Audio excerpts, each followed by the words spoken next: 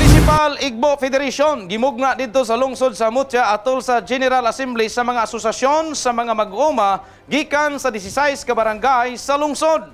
Sa nato ang dugang detalye gikan ni Regine Cabilin. Tungod kay nagkakusog ug nagkadaghan na ang Egbo, sa unang higayon gihimo ang General Assembly kung pagporma sa usa ka Municipal Egbo Federation dinhi sa lungsod sa Mutya.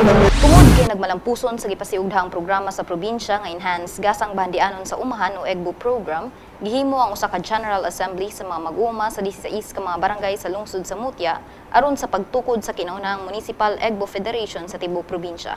Ang 16 ka mga barangay nga moporma sa maong federasyon gilangkuban sa Barangay Alvenda, Barangay Beneserte, Barangay Dilan, Barangay Julen, Barangay G. Bergado, Barangay Hedtipan, Barangay New Siquijor, Barangay Newland, Barangay Pasorio, Barangay Poblasyon, Barangay San Miguel, Barangay Santo Tomas, Barangay Tinglan, Barangay Tutungon, Barangay Tubak ug Barangay Unidos. Usa ang munisipalidad sa Mutya ubos sa pagdumala og operasyon ni Mayor Lorimer Adasa sa mga munisipalidad sa Zamboanga del Norte nga migakos sa programang Egbo ug nakatagamtam sa mga benepisyo niini sama sa pagkat-on og mga bag-ong pamaagi sa pananom diin kini ang nahimong hinungdan sa pagdako sa abot ug kita sa mga mag-uma sa ilang mga Egbo umahan. Espesyal nga giimbitahan sa mga aktibidad si Mayor Jose Jorge Pulungka kasamtangang mayor sa Siayan kinsa may paambit sa ilang mga kasinatian diya sa pagtukod og cooperative federation sa ilang lungsod.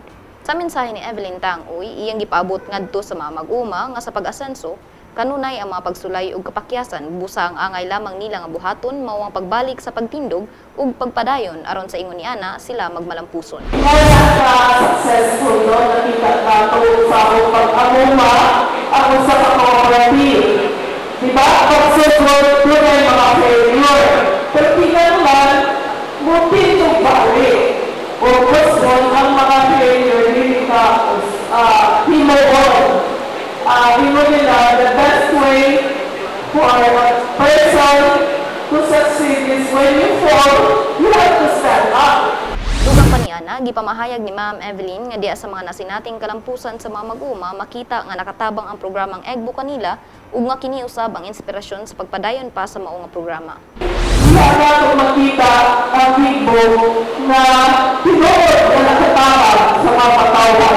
Kung makakay mag-lockdown, inspiration, because sa inyo, public is more among inspiration, alam niyo ba padayon namin ang Egbo kung kamo mahimong successful.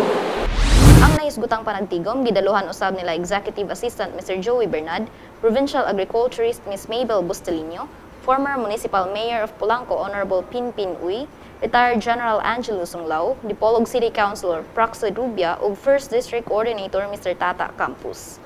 Gikan dinhi sa lungsod sa Mutya, kini si Regine Cabilin alang sa Zamboanga del Norte Provincial News Network. Ang dapig sa kamatuoran, duyog sa kalambuan. Tauhan ng atong lalawigan sa Zamboanga del Norte. Aron ma-update kamo sa tinuod nga mga balita ng atong lalawigan, i-like o i-follow lamang ninyo ang Facebook page sa Provincial Information Center sa Zamboanga del Norte o i-share kining maong mga balita aron daghan sa atong mga katawhan, makabalos kamaturan kung unsa na ang dagan ning atong katilingban. Mag-comment usab kamo aron among may balaan ang inyong mga mulo ug opinyon. Sinana nga pagi, mapadayon ang kahapsay sa pagdumala o pagdala sa rinda ning atong pagamahanan. Kini ang Igbo Agribalita, Chris Sapong nga maghatod kaninyo sa tinuod nga mga balita para sa ZNPNN ang dapig sa kamaturan, tuyog sa kalambuan.